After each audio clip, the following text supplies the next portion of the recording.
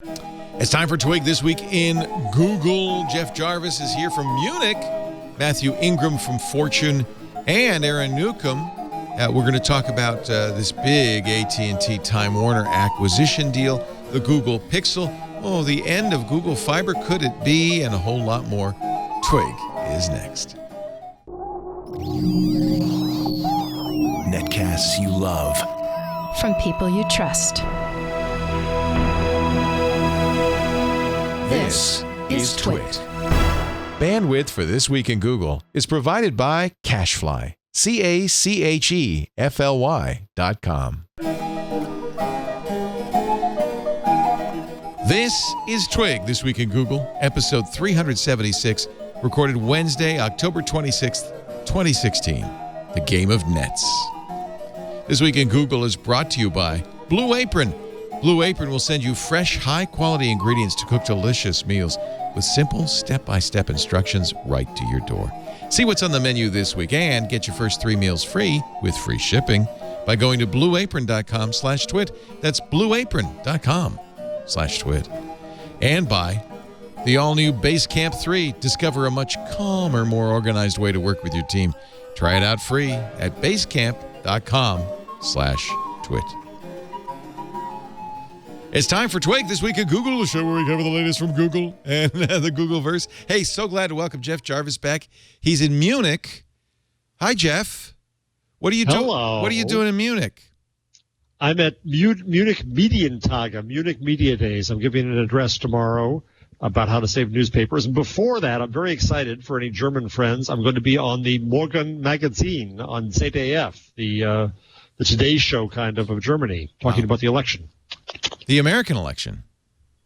Yes. Are they very interested in what's going on over here? Oh, yeah. Oh, yeah. You get any conversation anywhere, you get going on it. And they just wonder, how the hell is this happening here? I think we've finally reached the point in the United States after the third debate where people just don't want to hear anything. It's like, I would imagine, because most people made up their mind. Many of us, I just voted because I'm absentee ballot. Yeah. Millions of votes have already been cast. People are done. It's like whatever happens. Do you believe? I think the people who go on CNN saying they're undecided are lying through their teeth. They just want to be on TV. Nobody's undecided. Certainly, if you are undecided, you're not hot commodity right now. Everybody wants you. Ken Bone. Yeah. Ken Bone, undecided. That's Mathew Ingram. He's decided to live in Canada. He's joining us now from where are you at home? At your winter home? I'm in Toronto, yeah. Okay, fortune.com. Sad to say your longtime colleague, Stacey Higginbotham, is not here. Yeah, that's too bad. Stacey's great. Yeah, she's taken... And no offense, Matthew, but you're no substitute for her. And neither am I. Well, Matthew always said great things about Stacey. I'd never met her. I'd read her byline for years, but you were very... She's the best. Yeah, you said great things, and it was actually one of the reasons we chased after her for this show. Hey, Matthew. Because of your sterling recommendation. I talked myself out of a spot on the show. That's just the Canadian way. I've done the same thing. She is great. I was doing a radio play. I had actually auditioned for and passed the audition for a radio play with Francis Ford Coppola, and we were down in the basement of the Flatiron Building. It was really cool. Nice. And I was still doing it. I was still a DJ in San Francisco, and I was interviewing Father Guido Sartucci, Don Novello, who who had worked recently with Coppola in that car movie Coppola did. And I mentioned that I was doing that, and Novello had the nerve to call Coppola and take my job. Nice. So they called me and said, "Yeah, you don't have to come back." All's fair in love and show business. Damn. See what happens? See what happens? Never ever. Look where you are now. Who's heard of him? Whatever happened to Don Novello? He was funny. Father Guido. He got upstaged by a fake priest. Yeah. No, Don is actually great, and he is great. I don't begrudge him that at all. And the fact that I was able to sit next to Francis Ford Coppola for 2 nights and act for him was such a great privilege. I didn't belong there, and I was just glad to have tried it. Hey, I forgot to mention our third partner in crime today. Aaron Newcomb is here. Aaron's always a welcome guest on the show. He works during the day for a NetApp, but That's right. by night he is a maker and runs a makerspace in Benicia. and a regular on All About Android, the new screensavers, and many of our shows. Nice to see you. Did you make those that headset there, Aaron? I repaired this headset myself. Both of these. This headset broke on both sides. I was doing this, right, and both sides went boing. And so this is a little. This is that Sugru? Are you using Sugru? It's not Sugru. It's Instamorph, and you can buy it on Amazon or anywhere else. And it's basically plastic that melts at a low temperature, so you can melt it in. I think it's like 150 to 200 degree water or something, and then you take it out and you can mold things or do like I did and just kind of shape it around the thing that's broken. And it's very, very strong. So I highly recommend. Better than Sugru for something like this? It's better than Sugru for this because Sugru is kind of a little bit more moldable, it's a little softer. It doesn't really harden. Yeah, and this does. When it gets hard, it gets really hard, and you just don't want to leave it out on your dashboard of your car or something like that because if it gets over 150 degrees or so, it's going to remelt. Ooh, that's not good. Yeah, but I never take these out into the sun. Wow, I'm impressed. So he's proving his maker chops right from the start. Absolutely, right from the start, ladies and gentlemen. Wow, Google's been kind of busy of late. The biggest story, and I loved the Google blog announcing it, is that basically Google Fiber, dead. It's as dead as you can be. Although the story from Google is more like, hey, isn't this great?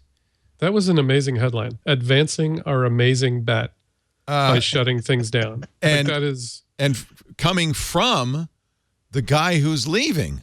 Exactly. I'm going to advance the bet. And it's kind of, it's kind of funny because at the end of it, he says, and oh, by the way, I quit. It's so great. This is going so well. I'm so sad about it, though. Yeah. This is a post from Craig Barrett, who was the CEO of Google Fiber. They had announced, or at least we had heard that maybe it wasn't an announcement, maybe it was a rumor that they were going to lay off a significant number of people. This confirms it. This blog post says we are not going to expand Google Fiber to any of the markets that were on the list, and I'm out of here.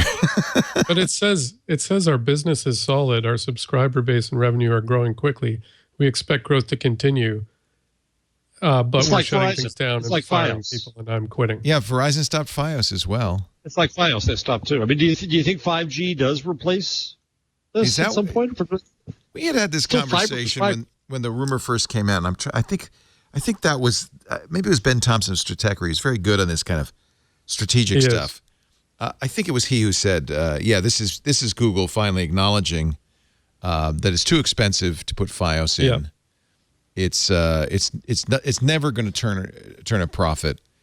And he mentioned it again, I think it was today, and he said basically Google overpromised and had no concept of what they were going to have to try and build. You can't just roll out fiber. This is a massive, massive investment of time and resources. You need specialized people doing it. It's a gigantic thing that they said they were going to do. It's no surprise they basically admitted they can't do it. What if the real purpose of this was to get the other internet service providers to wake up, smell the coffee? In fact, in the markets, Google did offer gigabit. So did their competition, Comcast and Time Warner. And it did do that. It did do that. So what if they're really saying mission accomplished? But was that their main goal? That seems hard to believe. Because they spent, a significant amount of money. Right. Just to prod their competitors. That would be a pretty selfless act, even for Google. This is really the work of Ruth Porat, the new CFO. Yeah. All across the board, throughout Alphabet, the story goes that Porat is rationalizing these moonshots. I think initially, Larry and Sergey had just a lot of money. And I seriously believe this. They had you probably know better than anybody, Jeff, because you were interviewing them at the time and stuff. But I feel like they just said, "Hey, we got a ton of money. Let's do something interesting. Let's do something good. Let's do flying cars. Let's do autonomous vehicles. Let's do Project Loon." You know, we Let's don't also care if we influence make the money. industry. I think Matthew's right. I think there was some notion to influence the industry, and they succeeded. I mean, look at the AT&T Time Warner. You have Stevenson saying net neutrality is a done deal. It's over. That's awesome. Oh, it's over. A done deal. Not it's a done deal. We accept it. We're gonna I think kill so, it. right? Wow. Yeah, I guess. So no, let's it's talk over. about that We don't too. have to pay. But before we do, I do think that what happened to Google is reality set in, and they realized that ads weren't going to keep them. That they needed a second chapter, and they've now with Alphabet and with Ruth Porat and with Sundar Pichai and Larry Page, they've all kind of unified to say, look, we got to find our next chapter. We can't just frivolously create flying cars. This has to be a business. Although I have to admit, I regret, or I'm going to miss that side of Google, the side where they just decided to do crazy, ambitious, even impossible things, even things that didn't appear to make a whole lot of sense. Thank God we still have Elon Musk. So Who basically, actually what made you're a saying profit, is Sergey is now Woz. Yeah, don't you? Well, what do you think, Jeff? What do you mean? In the sense that Woz was the creative genius, and then he kind of got pushed farther and farther and farther off and out. Sergey is Mr. Moonshot. Larry loves moonshots too. You could make the argument it's just maturity. Yeah, I think it is. Well, maturity's boring. It is boring. Yeah. Tell me about it. Tell me about it. That's why innovation doesn't happen from incumbents. Yeah. It happens from lean and hungry young graduate like students. AT&T and Time Warner. Yeah, there you go. All right, so let's talk about that. It's a kind of a big deal. You know what? I have decided I did mail my vote in, but I want to get it back because I'm going to vote for Donald Trump because he says he's going to stop it. Right. I don't know if the president can just by fiat say, no, you guys can't merge. Pretty sure it doesn't work that way. But I think you have to get some agency to go along, the FTC or the FCC. Clinton says she's at least going to have an investigative committee, which is kind of passing the buck. But what is wrong with AT&T buying Time Warner? Wow. What isn't wrong?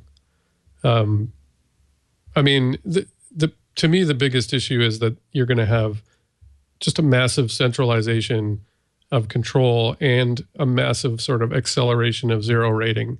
Zero rating is just when somebody like T-Mobile does this, when a carrier says, oh, we won't count this against your bandwidth cap.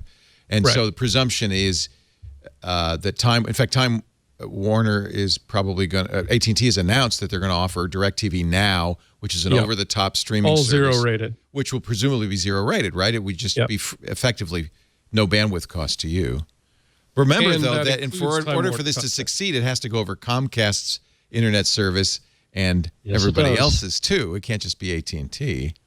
Right. So it would make no sense for AT&T to buy all this content for $100 billion and then say, no one can have it unless they're on the AT&T network. But what they can say, because we don't have a sort of consistent rule on zero rating, is they can say, if you're on AT&T, you get it free. Yep. And if you're not, you don't. And so that inherently privileges content that's part of that AT&T package. AT&T would own all the content assets of Time Warner, not the cable business, because Time Warner already spun that off to Separate Spectrum. thing, right? But they would own Turner Broadcasting, CNN, HBO, Warner Studios, HBO. Not Time Magazine. They also spin that off, but it would be. Oh yeah, the old Time Inc. where I work. Time Life, but they don't Spider-Man, Batman, and Superman. They own Mad Magazine. Dicky Bartolo told me. Yeah. I mean, to me, the only way they can justify paying that amount for Time Warner is by using zero rating there's no other justification for paying that much money. They're paying a massive amount of money for Time Warner, significantly higher than the last bid.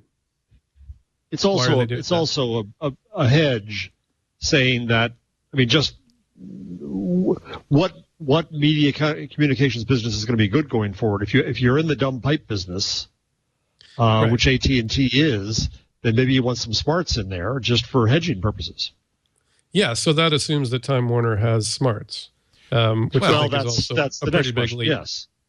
Sure, they have content, and I was just saying to someone, I do realize that that's why they're doing it. They're trying to make the dumb pipe as smart as possible. And meanwhile, companies that are smart already are effectively getting pipes. And so I think it's actually a lot easier for a smart company with content to get access to pipes than it is for a dumb pipe company to become smart. Aaron, were you trying to $100 get in billion there? changes that. Yeah, Aaron, poor Aaron. Here we got these media types are jumping on this one. Yeah, I mean, this isn't up my alley. The only thing I can say is maybe they really, really, really just want to run Netscape Navigator. Well done. Does they have to be somewhat influenced by the other dumb pipe companies. Verizon's been snagging content right and left, including Yahoo. Dumb content companies. Not the best content. Although maybe they're not going to buy Yahoo. You never know. Yeah. The template for this, though, is Comcast and NBC Universal. Right. Which, by the way, sailed through regulatory. Because it's all Against vertical. similar objections because it's not vertical. horizontal. This is vertical too. And you, in fact, they've been bragging. AT&T's been bragging. This is going to be a no-brainer. It's all vertical.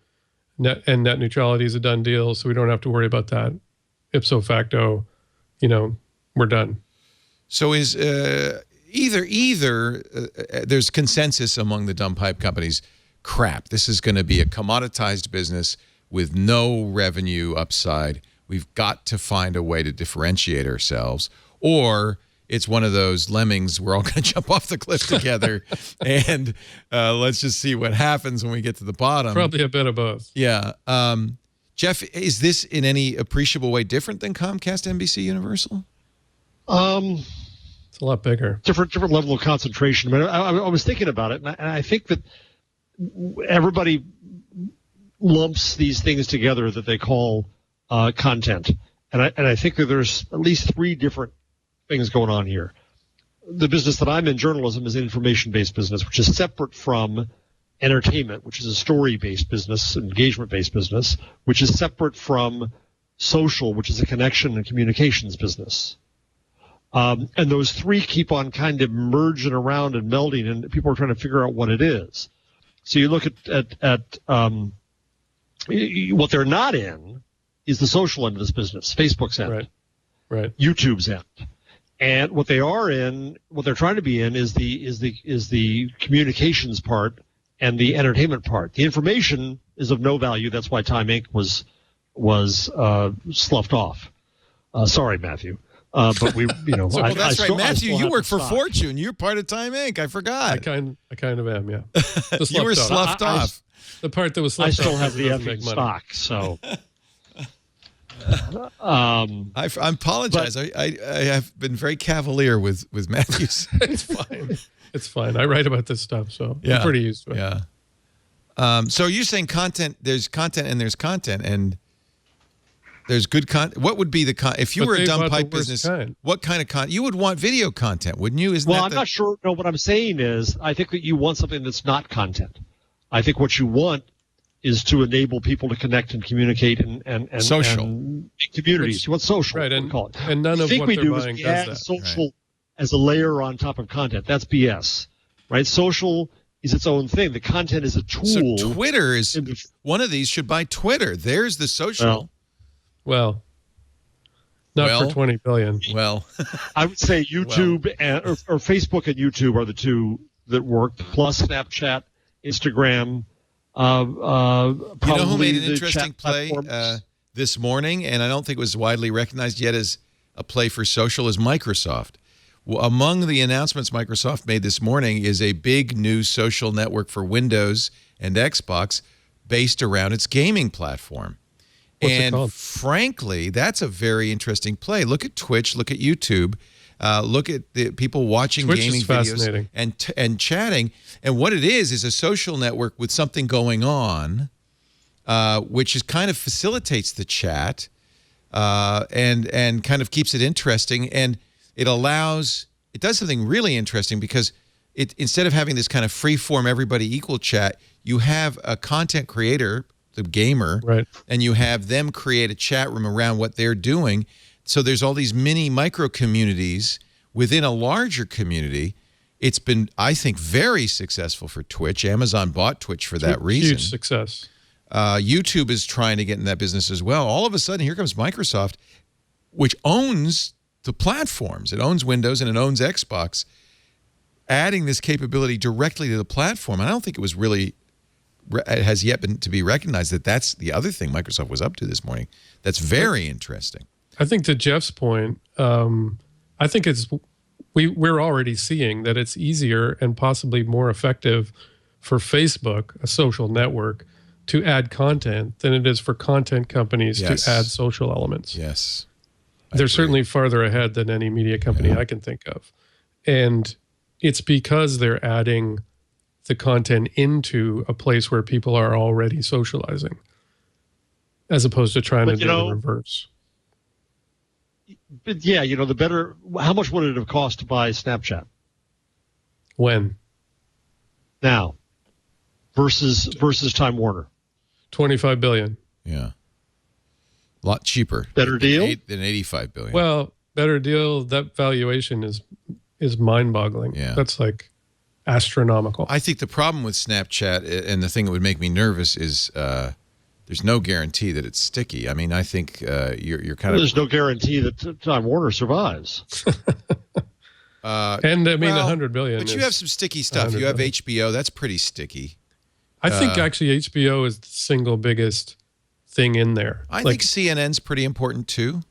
Yeah, no, and it's great. But in terms of what they need to do with content, HBO, I mean, effectively they need to make HBO a competitor to Netflix. Does HBO own its content? Does it, or is it like NBC where it's buying content to combination? It's trying to do both. But they own Game of Thrones, right? They own that. Yeah. They paid and for they're the creating production. more, just like Netflix is. Yeah. Because original content is where you get the margins. If it goes big, you keep it all instead of just getting. The thing that complicates this is the announcement today that AT&T is going to do this DirecTV Now thing. Yeah. Which is very interesting. There's already skepticism. People are comparing the AT&T Time Warner deal to the famously bad AT&T Time Warner AOL deal, which fell apart. And now still hurts me. I actually think I wrote something, and this was partly for argument's sake, but I actually believe this may be worse. Yeah, some are saying that. Yeah, not necessarily financially, because that was a massively overvalued deal, but at least the intention of that deal was to kind of look towards the future. AOL was at least theoretically more connected to what was the future. I don't see how Time Warner is connected to any theoretical future that AT&T needs to have, other than just content to shove down a pipe. Does it clarify AT&T's intentions, this DirecTV Now? First of all, DirecTV, which was an AT&T acquisition a couple of years ago, is faltering. So what they're doing is they're taking that brand and saying, forget the satellites, which is, of course, the most expensive part of that brand. Forget the satellites. We're going to do it over the top, an internet channel, and we're going to do it 100+ channels for the lowest cost of any of these over-the-top players, $35. Now, they don't say which channels. And it's going to be free if you're on AT&T. Because it's 0 rated. Yeah. Right. See, I think that's huge. They haven't said that yet, have they? What? Have they said that? Yes. Okay. So Monday, Randall Stevenson, is the CEO, while talking about the acquisition of Time Warner, just let this slip. It'll launch in November. So that now, with that information, does that change how we see Time Warner? Is it really, I mean, that's a way to get HBO on your DirecTV Now. True. And they definitely want to stream everything. Like they said, when they've been talking about DirecTV Now, they want to stream everything eventually, and they may even do a la carte. So it may not be a package of 100. It may be pay for what you want. And see prior discussion about prior discussion about fifth generation. This is going to be mobile. Right. So Comcast has a huge investment in pipes in the ground Yeah. When I worked in my brief period as an executive at Time Warner, the one time I went on the corporate retreat on the company jet to Bermuda or some island, they had just decided to sell Temple Inland, which was a timber company, because we are a publisher. We need to have papers. Let's own the paper. Pardon me. And then they said, well, we're going to buy all these cable companies. And I stupidly raised my hand because I'm a schmuck and I was young. And I said, well, aren't you just trading one pole for another? Oops. Nice. Yeah. Nice. Yeah. The emperor has no clothes. But in the long run, You were right. It's was I not that wrong? you weren't right. There's just a might lot have of been cash flow might have been here in and there, politics. Yeah. I think this whole trend is especially relevant, especially the DirecTV news, and when you put it in light of what Comcast is doing with Xfinity, charging, putting a cap on people now and charging I mean, it doesn't sound like much, but I got the notice yesterday from Xfinity saying, only 1% of our users will be affected. By the way, you're in our 1%. You're the 1%. I'm the 1% now. You're using more than a terabyte. I'm absolutely using more than a terabyte because I'm backing up all my files to Google with Drive. I'm backing up all my photos. I'm streaming media all day long. I'm not watching TV over the cable or broadcast. Well, sometimes broadcast, but never cable.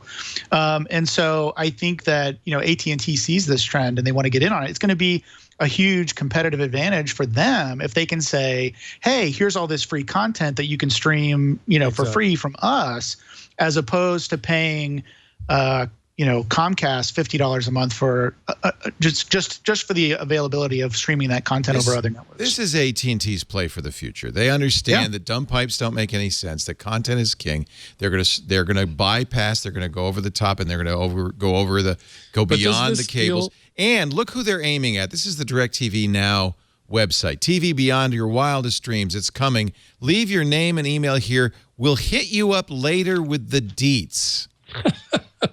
This is aimed at the sub-25-year-old who has never had broadcast. How do you do fellow kids? That's all I thought of. How do you do fellow kids? This is completely aimed at the new. This is the future. This is AT&T saying, all right, we're gonna plan for the future, and we're gonna have By the way, $35 a month, and I get HBO and CNN. It might be enough. They have considerably more than that. They've already got deals with Disney, NBC, Universal, Turner, AMC, Viacom, Scripps, Stars, A&E. Of course, the big problem is you don't have the live locals. They're doing this in the face of exactly the same plan from Apple. Apple has yet to make any deals at all. Fox and CBS just made a deal with Google, right, for a similar virtual bundle. You've got Sony's View, which is more expensive for less. It's not going to be zero rated. And it's not going to be zero rated. To me, this makes total sense to me as a consumer. This is a great deal. It's a cheap price. You get a ton of content. That makes sense. But the fact that, to me, it doesn't work, like their whole model is not going to work without zero rating. And zero rating is a hugely problematic topic. If they effectively privilege all that content that comes through DirecTV Now or through however they're streaming it, then Stevenson said something like, Netflix will be fine. Well, the point is not whether Netflix is going to be fine. The point is whether this model effectively cripples new services that might come along that can't afford to pay to be part of that package. Are you going to watch Twit if it counts against your bandwidth caps? No, of course you're not. No. Especially if you have all this other stuff. I mean, obviously Netflix can afford to pay whatever fee they want. Right. They've got billions of dollars. No, the incumbents are fine. As you say, it's where it kills innovation. But if if you took out all of your entertainment watching out of that bandwidth hogging you do, where would you be?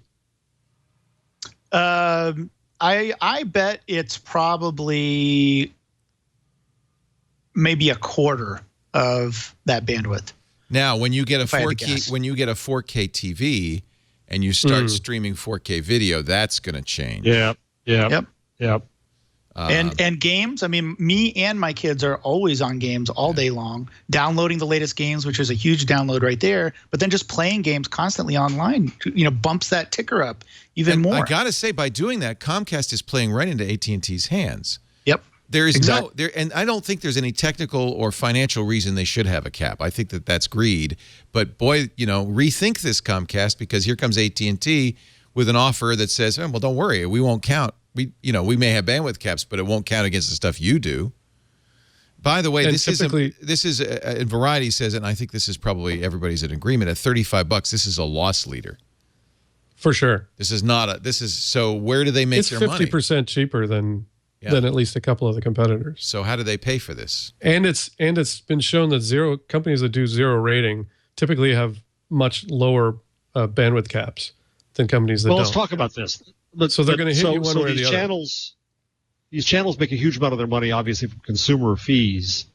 If AT&T devalues this content and it's buying channels that make money through consumer fees, that's not making sense to me.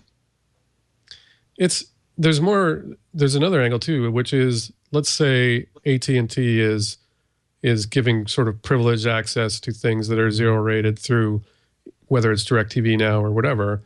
What about when it goes to try and get, say, CBS or somebody like that to play along with, or NBC to be part of a package? Is Comcast going to say, yeah, sure, we'll license you NBC Universal stuff or whatever so you can push it through your zero-rated competing service? That's the thing that scares me the most, is that you start seeing siloing of content. Exactly. So if you want HBO, now you have to have AT&T. If you want to watch NBC or Universal stuff, you have to have Comcast.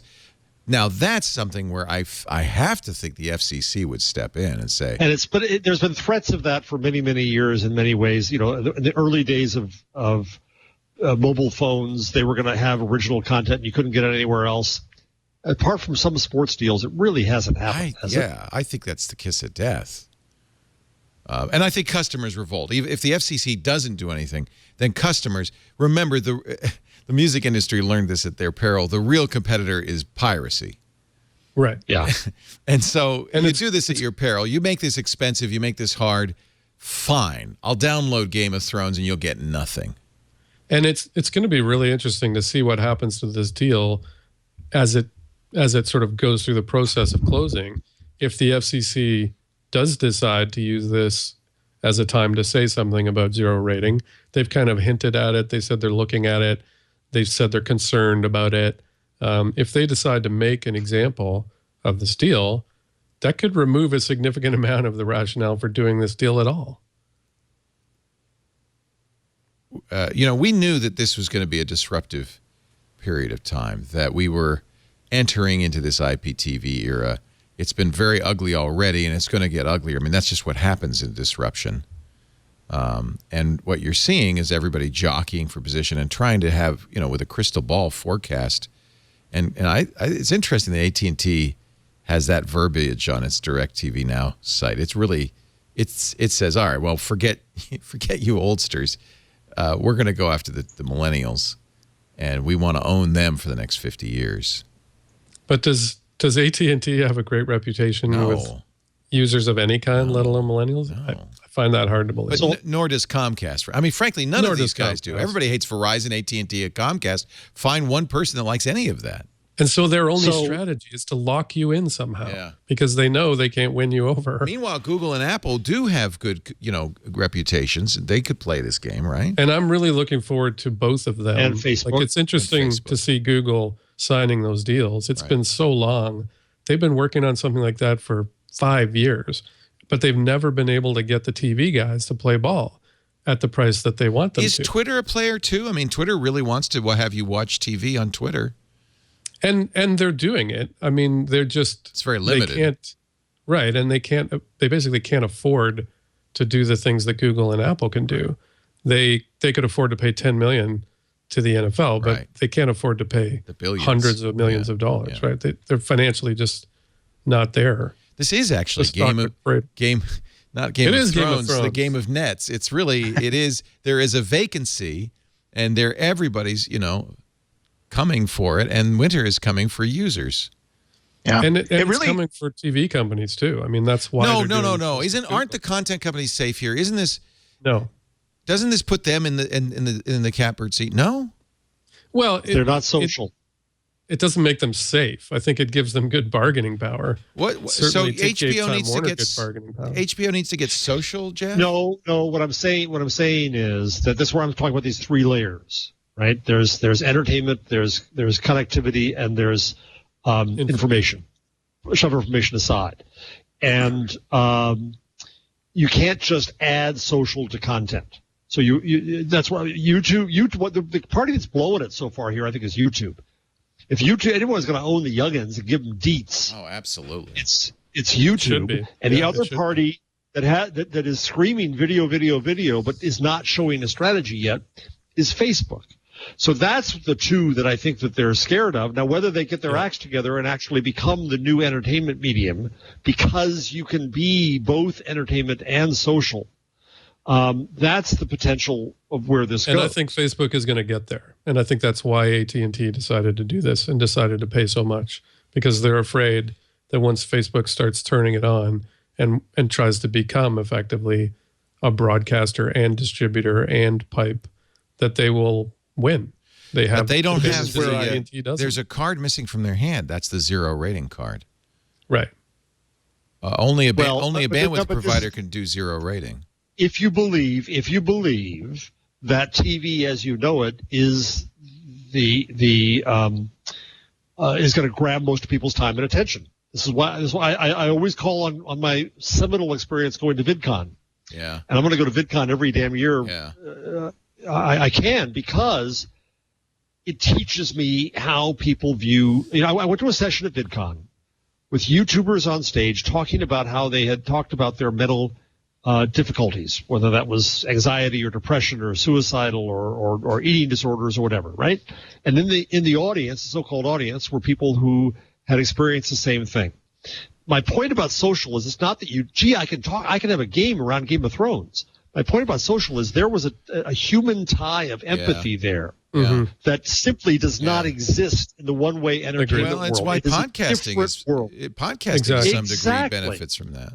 Mm-hmm. Yes.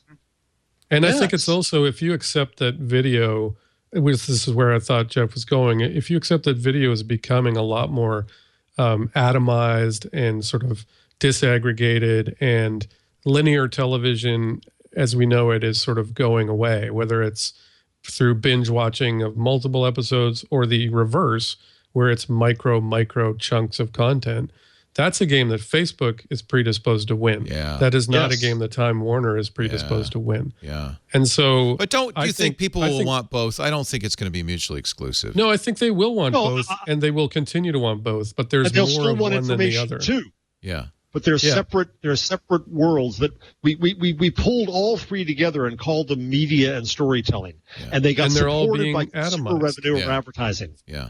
And what we're seeing is a new leveling of water in new seas. But it is still a vibrant ecosystem, and there's a number of there are a number of niches here. Totally. And that's good. And actually, I believe Amazon is going to be a player too. Absolutely. Amazon is spending a ton of money to develop original content. I would not count Amazon. I just binge watched Transparent over the last 2 nights. They've got some great shows, and they are willing to spend to come up with them. Yeah, they're going. They launched a music service as well. Yeah. I was just going to say, how long is it before Verizon buys Netflix then? So Netflix is one that everybody, for a while there, Disney was talked about.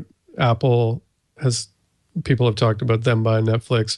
I don't think Netflix wants to sell, which means if you want to buy it, it's going to cost a massive amount of money. Hostile acquisition.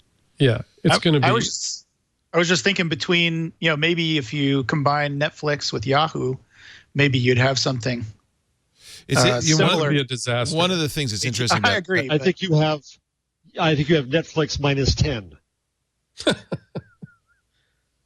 One of the things that's interesting is about this AT&T acquisition is that they seem to have thrown price out the window. In other words, definitely at this point, they're saying, you know what, no matter what it costs, we got to do this. And that's why it feels like a Hail Mary pass to me. It's a Hail Mary. I think it is a Hail Mary. Yeah. Well, there are those that argue that Time Warner is being undervalued. And full disclosure, from my days of working there, I still own that Who's stock. arguing that? Jeff. I'm seeing it. No, I'm seeing it, which amazes me. I mean, this deal is orders of magnitude larger than previous offers. Wow. And on any multiple it's basis, just it's interesting way overvalued. times. You know what's frustrating to me is that Google and YouTube just don't seem to get the urgency here. That's because they are the urgency, Leo. Yeah. Yeah. I do think Google... YouTube, Google, they're in and the Facebook catbird seat, but I don't know if that's forever. No, it's not. They better get their act together. And but they've got to. Again, I think we're looking at. I'm not going to say millennials and kids, but I do think that there's a. We look at our kids, and our kids do watch. My kid watches YouTube exclusively. 22-year-old. Yeah. But my daughter too. Yeah. I think that there's a world that's just not seen by media companies. Amazon's acquisition of Twitch makes a lot more sense now. And actually, did you see Twitch? As usual, Jeff Bezos was prescient. Twitch is rolling out shows. So basically, there's a cooking show that they're launching. So it's not just watch, that's brilliant. So-and-so play. They tried the Bob Ross thing, and that went so well. They're realizing people will watch content. It was fascinating. And I'm do really exactly what interested Twitter wishes they were doing, which is chat around content. Yeah. Yeah.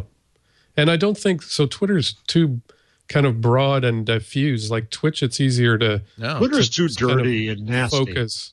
That too, yeah. Well, believe me, Twitch chat can be equally nasty. Definitely. And we've seen at least 2 companies suggest that the kind of trolly, offensive nature of Twitter was part of what kept them from making a deal. Yeah. Both Salesforce and Disney. Well, you got same thing in YouTube comments. You got the same thing in Twitch chat. You're gonna all of these companies are gonna have to somehow deal with this. Twitch is very aggressive at banning channels. If there's any nudity, boom, you're gone. Oh yeah. And YouTube comments have gotten better, have they not? No. Well, they got better briefly because of Google Plus, and then they just Google Plus. Oh, really? And then they went right back to. Yep. Let's take a break. This is a good conversation. I'm having some fun here. Jeff Jarvis is staying up late in Munich, and thank you, Jeff, for doing that. Buzzmachine.com. And What Would Google Do? Regular poster on Medium and elsewhere, and follow him on Facebook too, because between you and Robert Scoble, there's no room for anyone else in my Facebook feed. But I have to say, I'm not sure what I think. I'm not comparing you to Scoble. I was about to finish that sentence, which is the value of your posts much higher. Robert, though, Robert's just on a tear on Facebook. I think the 2 of you have realized that this is the social platform. But I can't get off Twitter. I no, a lot of times your tweets are on Facebook, right? That's why I'm saying. Yeah, exactly. Yeah. Jeff, for me, Twitter has become a read-only medium, and I'm very happy with that. Jeff, do you cross-post all your tweets or just some? Yes. I stopped it for a while, but then I started it again. I wish I had the chance when I posted any given tweet to decide. You can do that with if this, then that. But I don't bother. Yeah. Also with this, Aaron Newcomb, we'll have a little something more down your alley. We're going to talk about the Google Pixel phone in a bit. I guess, because Jeff has to decide. He's got his at home. Should he send it back before he opens the box? Or should he keep it? Send it to me. That's Mathew Ingram from Fortune.com. Our show today brought to you by Blue Apron. If you are sitting here and you're at work and you're thinking, what am I going to have for dinner? I have this conversation is so common to me. Lisa, my wife, will say, okay, what are we having for dinner? And then I'll say, oh, let me think. Okay. Oh, now I got to go shopping. And then by the time you're done, you say, can we just go to the Mexican and go have Mexican or Applebee's or, and half the time we do. That's not good for us. It's not good for our pocketbook. Fortunately, there's Blue Apron, which is fantastic. On Blue Apron nights, I know what I'm going to cook. I'm going to come home. There's going to be a refrigerated box on my doorstep with 3 different meals, all the ingredients for each of them, including a recipe card that tells me exactly how to make it. And 45 minutes later, without any shopping, the house will be filled with beautiful aromas, and I will have an amazing meal, either for a couple. Actually, if you're a single, it's great. You get 2 meals, right? You get dinner tomorrow night, too. Or for a family, they have family plans with more ingredients and kid-friendly ingredients, too. And what a great way. Blue Apron's mission is to make incredible home cooking accessible to everybody while supporting a sustainable food system, setting the highest standards for ingredients, and building a community of home chefs. Seafood is sourced sustainably, always fresh in that refrigerated box. Beef, also fresh, raised humanely. Chickens, free-range. Pork, raised naturally. Regenerative farming practices. And you never get more than you need. You always get, if you need one eggplant, you get one eggplant. You need one clove of garlic, you get that. I love the little bottles sometimes I get of sesame oil or soy. It's wonderful. They reduce food waste. You cook, you got exactly what you want, and you've got an amazing meal with ingredients that you may never have tried before. And then after that, you now know how to cook that meal. They don't repeat. You got at least a year between recipes. So go right now to blueapron.com. Pick a few recipes from this week, like crispy chicken Milanese with warm Brussels sprouts, celery, and potato salad, or Thai green curry chicken and squash with yu choy, jasmine rice, and cashews. Oh, I'm going to get this one. Roasted pork steam buns with black garlic, mayonnaise, and spicy cabbage slaw. Seared salmon and fall vegetable hash with apple brown butter dressing. Pick 3. Your first 3 meals are free with free shipping. And by the way, Blue Apron delivers to 99% of the continental U.S. Go to blueapron.com/twit. You'll love how good it feels and tastes to create incredible home-cooked meals. Great for your kids, too. The research shows that Blue Apron families cook 3 times more often together. This is what you want. Not just family dinner, but family cooking. blueapron.com/twit. Thank you, Blue Apron, for all that you do and for your support of our show. I almost don't want to end the conversation. I have a feeling we'll be talking a lot more about AT&T Time Warner and the changing landscape. In fact, it's going to be probably the kind of a thematic part of this show for years to come as we watch this transition from broadcast to over-the-top programming. Anything more you want to say before I do move on? Any other thoughts? Let's talk about some hardware. I have put in my reservation. You can't order it yet for the Jamboard. I'm pretty excited about this. Maybe it's just me. This is a really weird product from Google. It's a 4K display that ties into your mobile devices.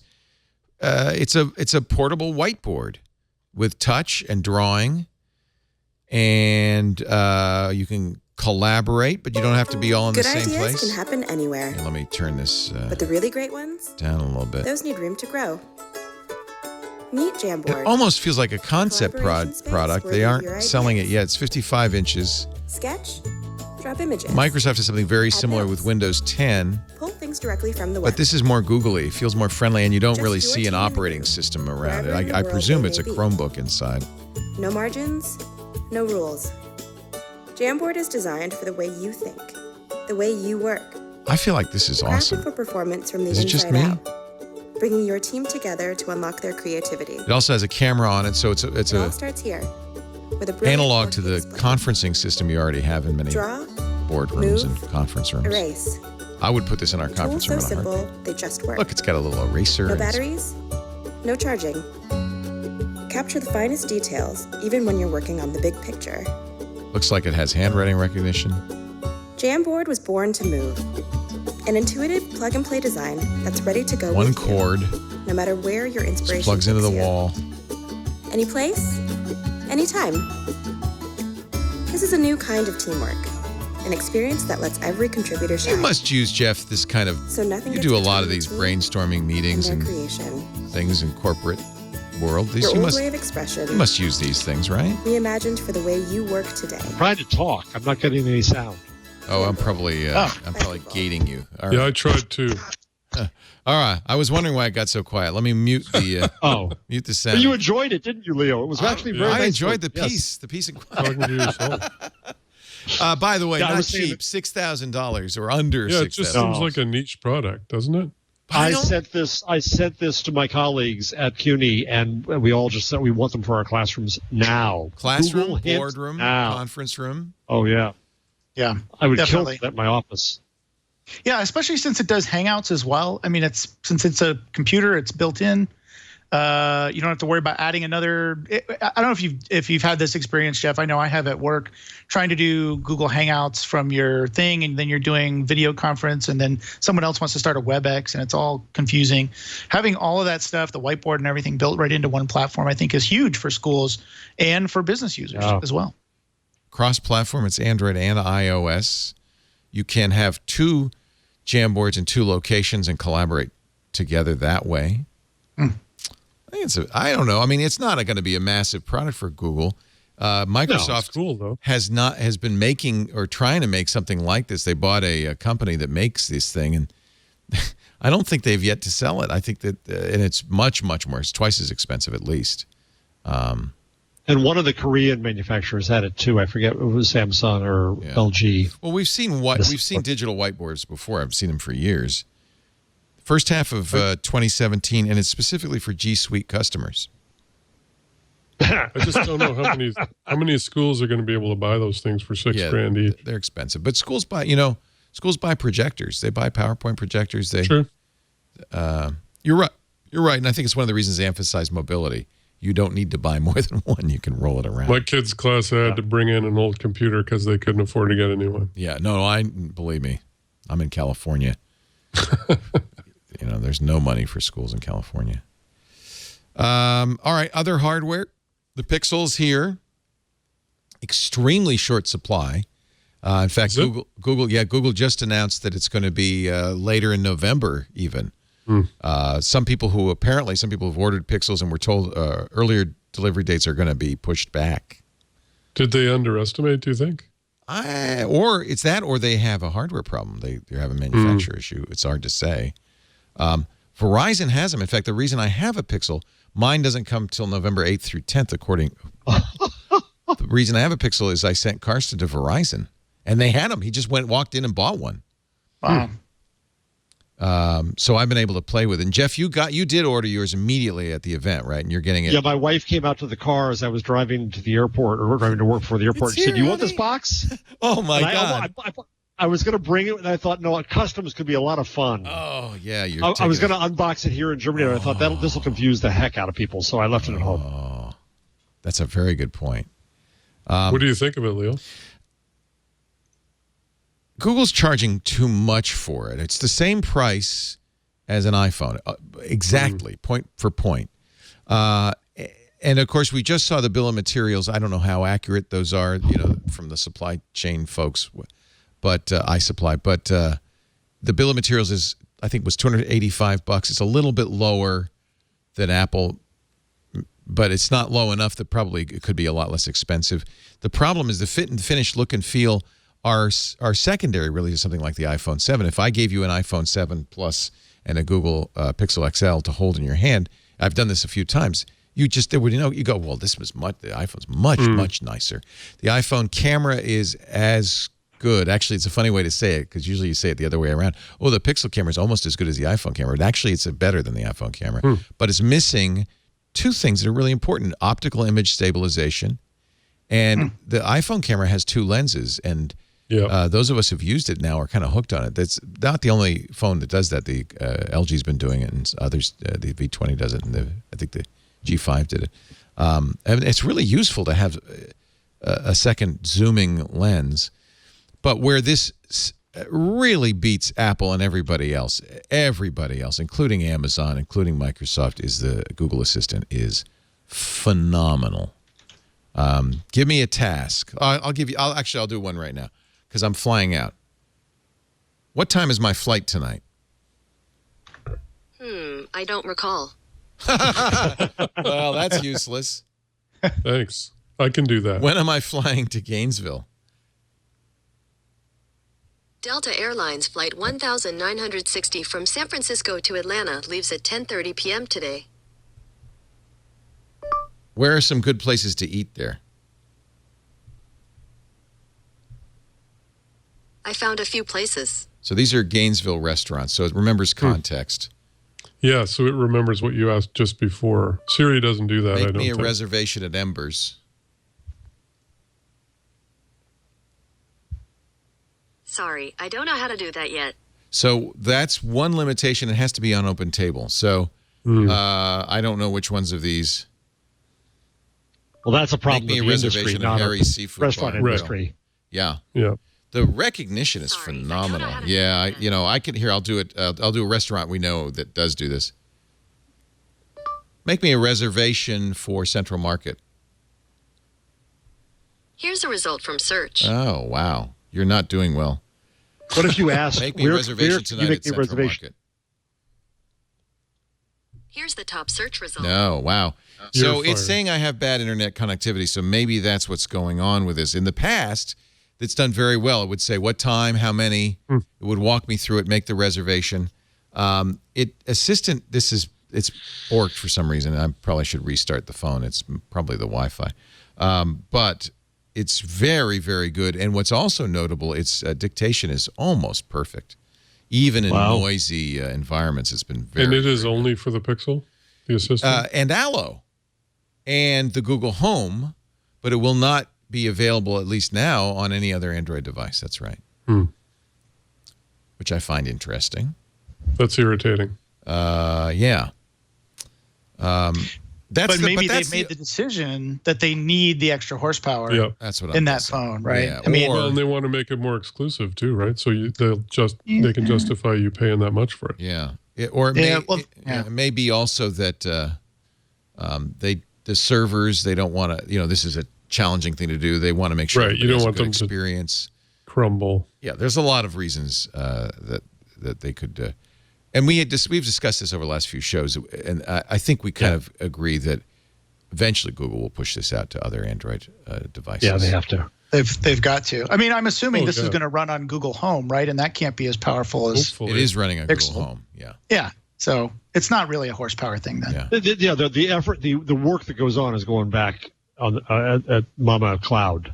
It's not happening. It's a gating. It's a gating. Exactly. And we've often talked about really the main thing Google announced on October 4th was not the hardware, but the fact that they're going to put Assistant everywhere. That this kind of universal Assistant is the future for Google. Let me try. What was it? Okay, somebody in the chat room suggested. What are the reviews for Doctor Strange? This is something's really. It gave me a lookup. I wonder if it's this might be server side. So this is much better than it's behaving right now. So that was the biggest thing. It's not a bad phone. I mean, it's not poorly made. The screen's good. It's very fast. Before we went on the air, wait, Leo. Before we went on the air, you said, "Oh, Jeff, you're going to love this phone. You're not going to send it back." And now I'm hearing no. In comparison to something you don't want, which is an iPhone 7, the hardware is not as nicely done. There's features of the iPhone 7 I miss, but compared to other Android phones, there's no question this is the Android phone you want. The best. Yeah, battery life is very good, not great, not perfect, but pretty good. I'm a little disappointed. I was hoping for better. I'm getting the smaller one. This one is Carson's going to get to keep this one when my smaller one comes November 8th. And I don't know what the battery life will be like on that one. Now, here's your question, Jeff. Should I get rid of my 6P and replace it with this? And I don't know. I mean, frankly, I don't know if it's that much better than the 6P. Well, that's what I'm facing. Yeah. Imagine a 6P with the Assistant, basically. And by the way, the camera is fantastic. Very, very good camera. I mean, let's be honest. If I weren't doing this show, you wouldn't. And I probably wouldn't do it. No, you wouldn't. I'm tempted by the camera and Google Assistant, I have to say. I'm not buying it until the price comes down. And I'm a huge Android fan. And it's outrageously expensive. It's jaw-droppingly expensive, and I'm really surprised that they did that. I mean, if you compare it to something like I posted this on Google Plus and Facebook and all the rest, the Honor 6X, which is I don't want to call it low end. It's got high end specs, but I'm sure it's going to be a cheap phone. Let's just say cheaply made, but it's a really nice phone or really nice specs on it, and it's like $230. Yeah. 5.5-inch phone. It does dual SIM. It does external SD cards, 4 gig of RAM, and then you can go all the way up to 128 gig of storage.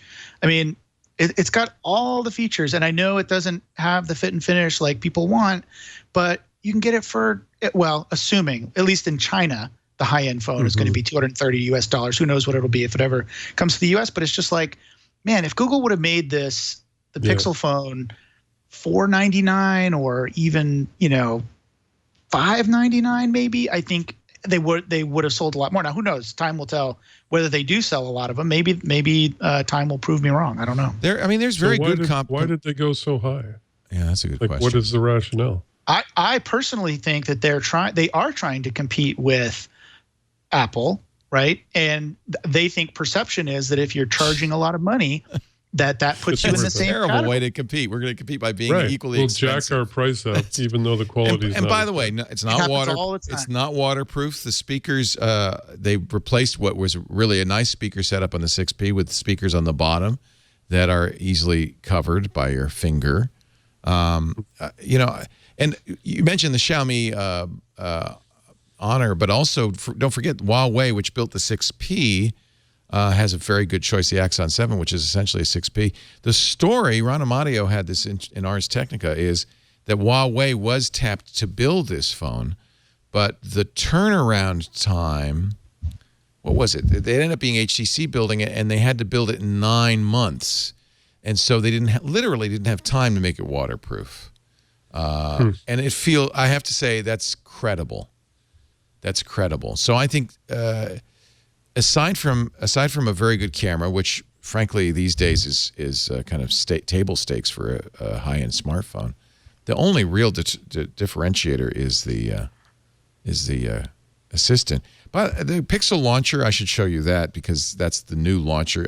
You can download that, can't you, or not? Maybe you have to have a Pixel to use a Pixel launcher. I'm not really a fan, but it does have one new feature that I think could be good. It's something that they cribbed from the iPhone. On the iPhone, if you 3D touch an icon, you can get a menu of possible actions. And on this, if you long touch an item, it has to be, right now it's only Google and not everything for Google. You'll get a little pop-up menu. For instance, if I long touch the camera, I'll get a pop-up menu that gives me a choice of take a video or take a selfie. If I long touch my phone icon, I'll get most commonly called contacts, or I can create a new contact. The problem with that is that there's very few icons, and this was the same with Apple when in the early days of 3D Touch.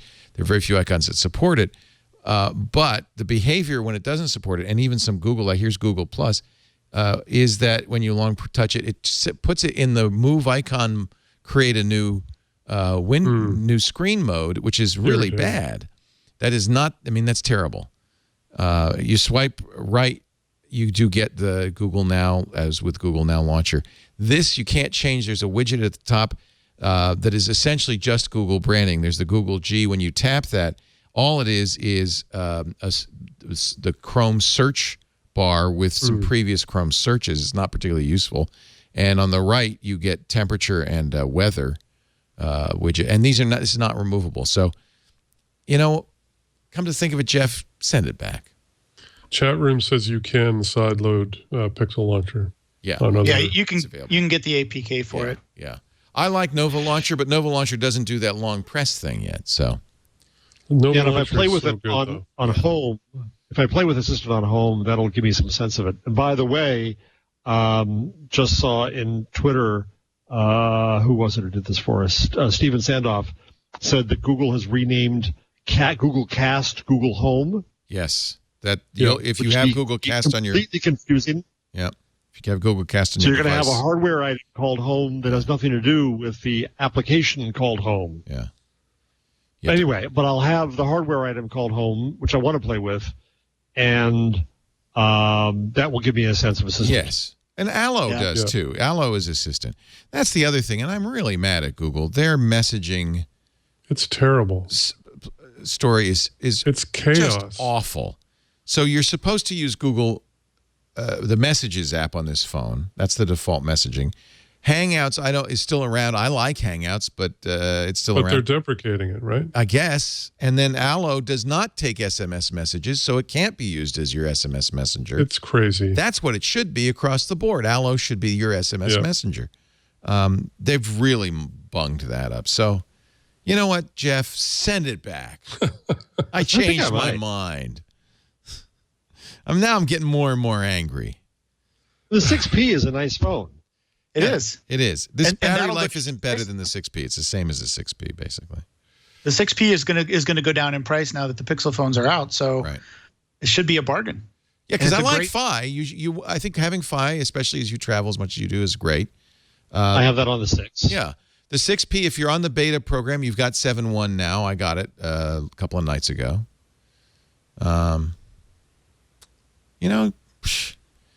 Google is becoming a frustrating company. I will say I tried just today to describe Google's messaging, like platforms and features and services to a normal person, a mortal who doesn't read about this stuff all the time. And I failed. And I don't think that was me. I think eventually this look came over their face like, I give up. Like, this is just way too complicated. We talked about it yesterday on Security Now. It's hammer time. The Rowhammer, which is an exploit that takes advantage of flaws in memory that allows a bad guy to get root access remotely to your phone, is a problem on many Android devices. There is a proof of concept that's out to the newest version of Rowhammer, which affects modern Android devices. The good news is, as far as I can tell, I tried the tester on here. It crashed, but as far as I can tell, this is one advantage. The Pixel, because it uses DDR4, I think is immune to the Rowhammer attack. However, that's the other reason why you really want a Google phone is security. Yeah. They're the only phones that be kept up to date. The problem with Rowhammer, this Rowhammer attack, is it's a hardware attack and is not easily mitigated, if mitigated at all, in software. So there's no update. So you just have to hope that you have hardware that's incompatible. And of course, all the older Android devices are vulnerable. Watch the show Security Now if you want to know more details, because it's pretty technical. Is it true that they put the Google address on the SIM card holder? They what?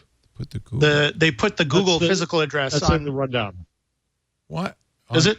Why did they What? do that? Take out the SIM card. Take out the SIM tray. I don't And have the Oh yeah, there it is. what is the purpose of that? It's, you mean like the To say street we address? made this. Yeah, they put the street address of the Google headquarters Wow. Okay. on the SIM card. So if I lose it, what do they mail it back to Google? Yeah, really. I have no Can idea you why. take it back there personally? Here, let me. Here's a. John's just brought me a SIM popper. Oh, I hope I'm not sticking it in the microphone hole. I hate it. I hate it when I do that. I've done that. Oh, I could say something, but I won't. It's 1600 Amphitheater Parkway, Mountain View, Wow. California 94043. I didn't notice that. Return to sender. Why would you do See, that? I go back and forth on this. I agree. Why would you do that? But at the same time, it's kind of cool too. You know, it goes back to the days when, people used to write their, sign their name on the PCB on the inside of your Commodore 64 or something.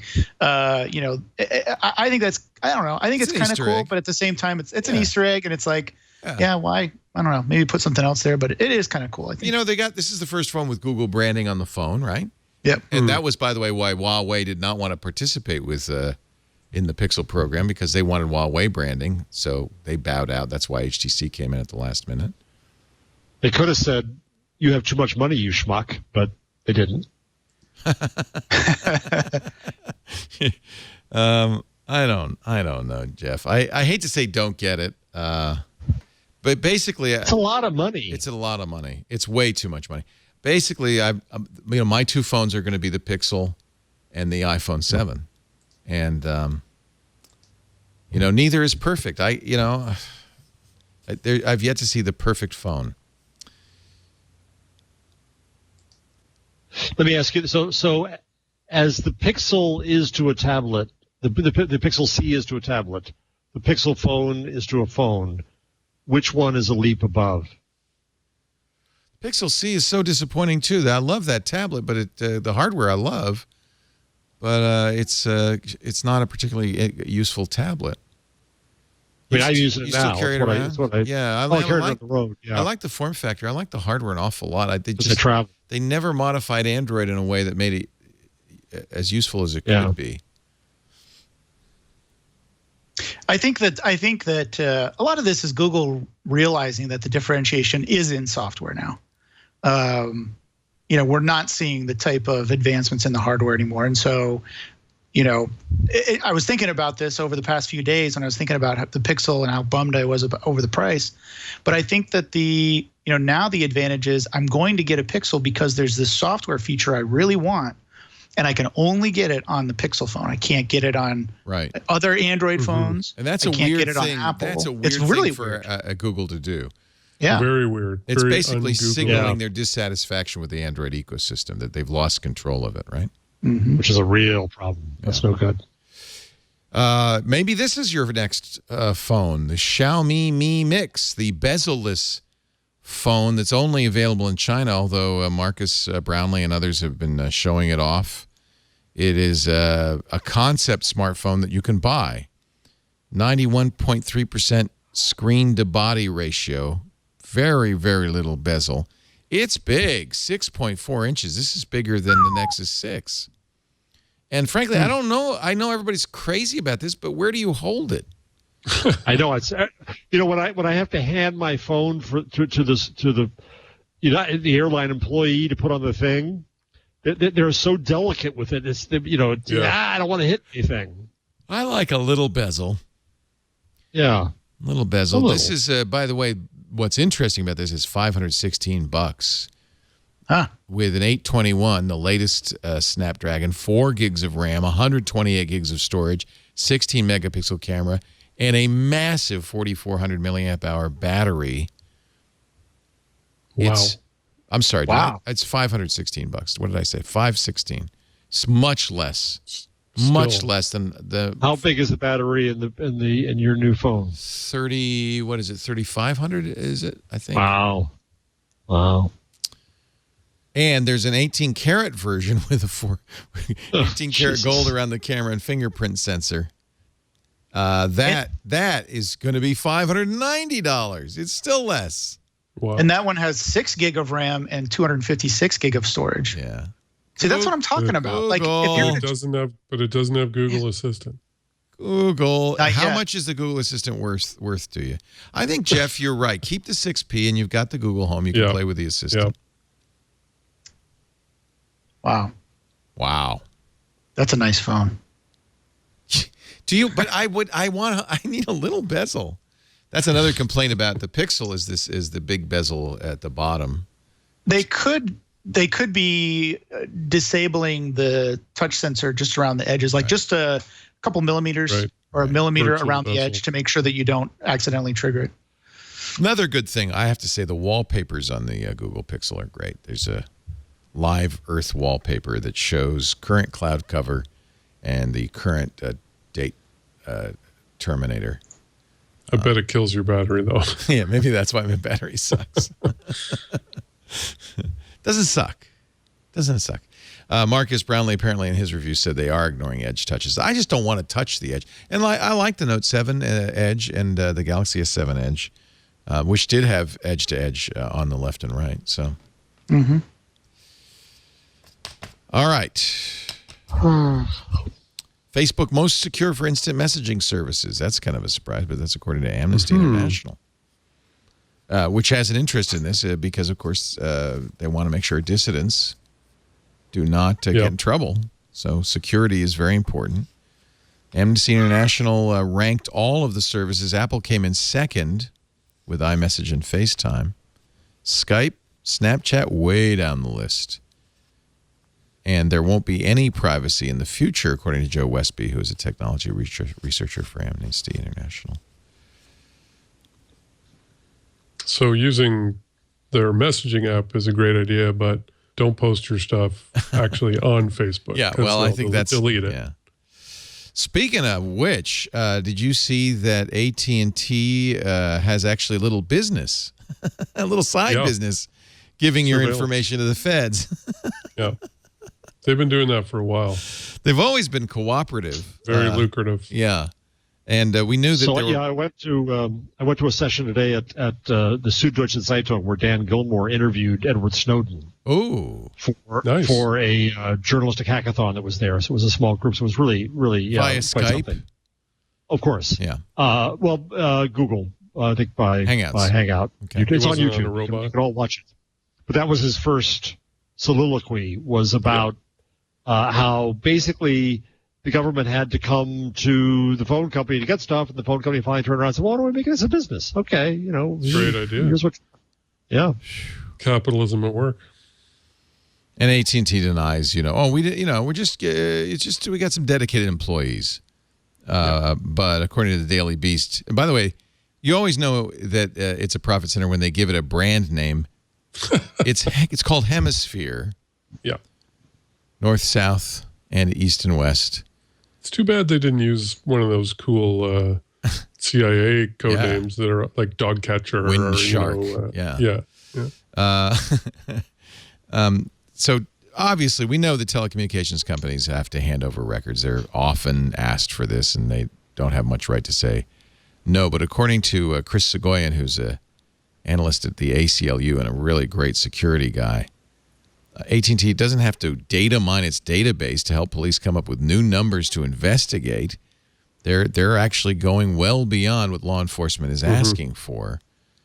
And because AT&T has so much metadata, they don't give the law enforcement the access to it, but they'll analyze it for it. They'll mine it for law enforcement.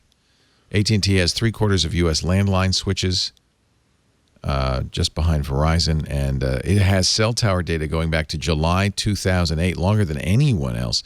Verizon holds records for a year, Sprint for 18 months. And remember, AT&T was one of the very first. I forget the name of the program, but like decades ago. Echelon? Yeah. Was it Echelon set up effectively, access to their entire backbone? We know because a whistleblower talked about how AT&T had let the NSA put a bug in its San Francisco he set Internet the whole exchange thing point. up. Yeah. Analysis is done by AT&T employees on behalf of law enforcement clients through these AT&T intelligence centers, 28 of them across the country. They're staffed not just by AT&T, but by federal agents and local law enforcement. Super. Nice. And, you'll love this.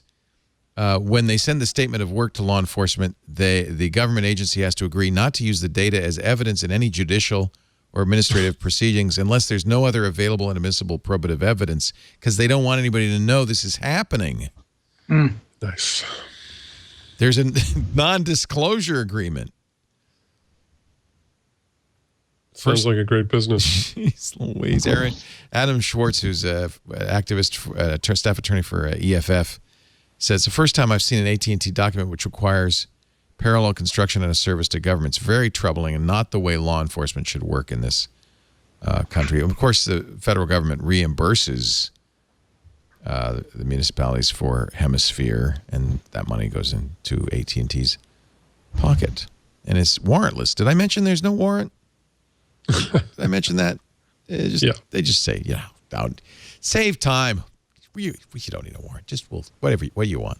Anything you want. Hey, Leo. Yes, sir. I think I'm going to go collapse. Are you tiring? All right. I'm tired. Let me quickly wrap it up with an ad. Okay, good. Do a base camp, and we'll just wrap it up. Why not? Yeah. Okay. Jeff's got to go do the German Today show. Our show today brought to you by Basecamp. And we know Basecamp. You know David Heinemeier Hansen. We've had him on Triangulation. His partner, Jason Fried. They created 37 Signals. They've always been interested in making work more productive, but more than more productive, more friendly to workers, to you, to make your work better. They created Basecamp many years ago. They've actually renamed the company a couple of years ago, Basecamp, and the new Basecamp 3 just came out, and it is awesome. Completely rewritten from the ground up. It's a private, secure space online where teams can stay organized, can discuss what they need to get the job done. Forget email for this. Forget messaging. It's all in one great tool. Message boards, file storage, to-dos, chat, schedules, automatic check-ins. The home screen, there it is right there, provides a more visual approach because it's card-based. Your projects are there. Teams, Company HQ, that's the intranet. That's Jason talking about it right there. You can easily access your assignments, your bookmarks, your drafts using the My Stuff link on your homepage. You have a homepage. Set up teams to share ideas, ask questions, and collaborate on projects. You can even brand your account with your logo. So, you know, this really looks good. Jason Fried is awesome. We use it for our live events to manage all the events from planning to execution. Colleen loves it. She says it's easy to use. It's a great way for all of us to stay in touch, know what we're doing. Kara likes those email reminders. Are you forgetful, Kara? And it's easy to assign tasks and keep track of how those tasks are being handled. That's what we've been looking for a long time. The whole idea, I talked to Jason Fried for a long time. I've interviewed both of them many times. The whole idea is as your business gets bigger, if it's 5 people, it's easy to keep track of what everybody's doing. But as it gets bigger, and I think for us, it was around 20 employees, you need a better way to keep track of who's doing what, where they stand.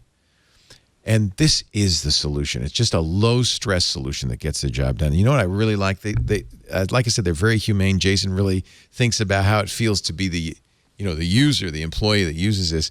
You can set your work schedule in here so you don't get notifications when you're not at work. So that, like, you have your real time off.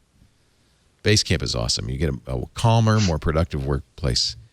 And I love the pricing. They don't charge per seat. It's a flat rate, very affordable for 1 seat to 10,000 seats. It's incredible. You can sign up today with a free trial. Go to basecamp.com/twit. You've probably heard of Basecamp. You may even have tried it, but you've got to see the new Basecamp 3. Free for 30 days. Trust me, this is a huge and wonderful update. Basecamp.com/twit. Jeff Jarvis at buzzmachine.com. He's a sleepyhead. Always a pleasure to have you on the show. I really missed you last week. We always miss you. Yeah, sorry I wasn't there, but I thought that it would have been Wi-Fi hell. Yeah. So, are you coming back? Will you be back next Wednesday? I'll be back next weekend, yeah. Good. Yep. Look forward to seeing you back here. Lots more to talk about. We didn't really get to the DDoS or any of that stuff, but that's all right. I'd like to have more for next week. We did have a great conversation, I thought, on the Time Warner thing. And since a couple of you have been Time Warner employees, it's kind of interesting to hear that. I'll show you the scars. Yeah. In fact, guess who's still there at Fortune.com? But it's the spun-off Time Inc. Mathew Ingram. It's great to have you. Matthew I on the Twitter. 1 T in that, Matthew, in the correct Canadian fashion. Always a pleasure. Thank you, Matthew. Aaron Newcomb, one of our favorite makers. Don't forget the Benicia Makerspace. You can follow him on Twitter at Aaron Newcomb or Google plus Aaron Newcomb. And I know we'll see you back here soon and all about Android or the new screensavers or one of our shows. Floss Weekly too, right? Yeah, in fact, I was just on Know How showing people how to build a sprinkler irrigation system timer out of a Raspberry Pi Zero. So you can go check that out. Wow. I just uploaded all the code for it to GitHub today, and that should be posted now. If it's not, I'm sure Brian or somebody will be posting that in the show notes very soon. Next week, I hope Stacey will be back next week because I want to talk. She's, of course, our queen of Internet of Things. She's got the Internet of Things podcast and website, and she wrote a very good piece in Medium. The Internet of Things is not trying to kill you. You should read it. Yeah, make sure to read it. And we will talk about it next week in conjunction with this. Can't wait. DDoS. It'll be great to have you all back in studio with us. Thank you, everybody, for joining us. We do This Week in Google every Wednesday, 1:30 Pacific, 4:30 Eastern. 2030 UTC on twit.tv. Watch live, be in the chat room live, join us in studio live, just email tickets at twit.tv. Great to see Andreu and his team from Barcelona once again.